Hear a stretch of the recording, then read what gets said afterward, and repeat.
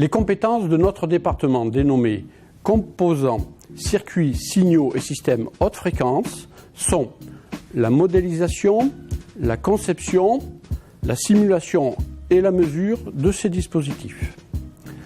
Les champs d'application de ces dispositifs sont le spatial, les radars, les télécommunications et l'e-santé.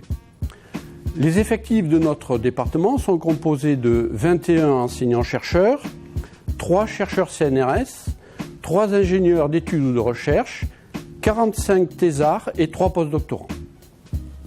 L'axe de recherche, récepteurs faible bruit et sources de fréquence, porte sur la caractérisation, la modélisation et la simulation physique, mais aussi sur la conception des architectures innovantes, des amplificateurs faible bruit, des filtres reconfigurables et des sources de fréquences à faible bruit de phase.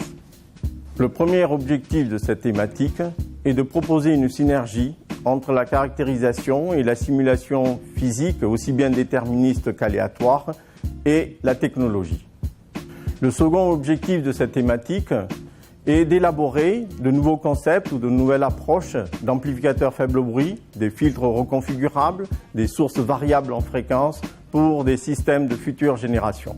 Aujourd'hui, le développement de l'économie numérique et la transmission sans fil haut débit conduit à d'intenses activités de recherche et développement dans la partie matérielle des systèmes de communication et d'information.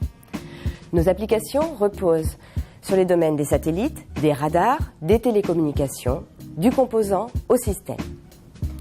Dans ce cadre, notre axe de recherche s'appuie sur le développement de composants et systèmes haute fréquence à forte puissance, avec une expertise en caractérisation, modélisation et simulation de nouvelles technologies de composants telles que les transistors à base de nitrure de gallium.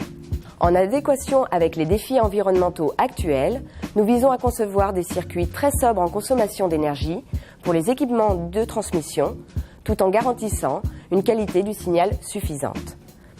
Pour illustrer sur un exemple concret, l'énergie nécessaire pour le fonctionnement d'une station de base relais est 30 à 40 fois supérieure à la puissance utile émise par l'antenne. Nous collaborons de façon privilégiée au sein de 3 laboratoires communs avec des industriels, de grandes agences de la recherche, mais également des universités telles que celle du Colorado ou Fraunhofer.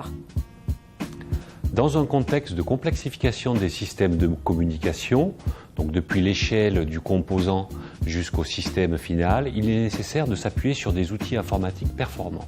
Ils permettent une modélisation et une simulation face à des signaux qui peuvent être très complexes, des densités d'intégration de plus en plus fortes, on va jusqu'à des milliers de transistors, des composants de plus en plus petits jusqu'à l'échelle nanométrique et une imbrication de plus en plus forte des technologies numériques et analogiques. La conception des futurs systèmes de communication qui devront allier haute performance, sobriété énergétique et faible coût passe par l'évolution constante des outils informatiques, donc l'algorithmie même des logiciels, mais aussi des modèles, donc des liens et des règles de passage entre ces environnements. Notre axe de recherche collabore de façon privilégiée avec les industriels leaders des logiciels de conception, MathWorks, INRIA, Agilent, mais aussi avec les industriels associés aux filières technologiques européennes ou qui ont la charge de la conception et de la réalisation des circuits et des systèmes. Nous collaborons aussi avec les grandes agences de la recherche que sont le Centre national d'études spatiales et la Direction générale de l'armement. L'équipe Est, étude des systèmes de télécommunication, intégrée au sein du département C2S2, a pour vocation l'étude et l'optimisation de chaînes de transmission numérique. Le but est, à partir de la caractérisation d'un canal de propagation, qu'il soit sans fil ou optique, de proposer des algorithmes de traitement du signal au niveau de la synchronisation ou du codage de canal pour approcher au mieux la capacité de ce canal de propagation. Les premières applications ont concerné l'étude des systèmes de radiocommunication cellulaire et les transmissions optiques à haut débit. Puis, le groupe s'est orienté vers l'étude de couches plus hautes, comme la couche MAC, Medium Access Control, en étudiant la façon dont la ressource canal est partagée entre plusieurs utilisateurs. De plus, ça fait maintenant quelques années que le groupe est impliqué au niveau des activités médicales, avec l'utilisation d'optiques sans fil pour la surveillance de patients à risque et la définition d'interfaces tactiles sous approche sémiotique pour l'autonomie. L'équipe est impliquée au niveau de C2S2 dans 2 projets scientifiques, ainsi qu'au niveau de 2 thématiques au niveau du LabEx Sigma-Lim, qui sont sécurité des biens, des lieux et des personnes et santé. Si vous avez des questions complémentaires, vous pouvez nous contacter soit par téléphone, soit par mail.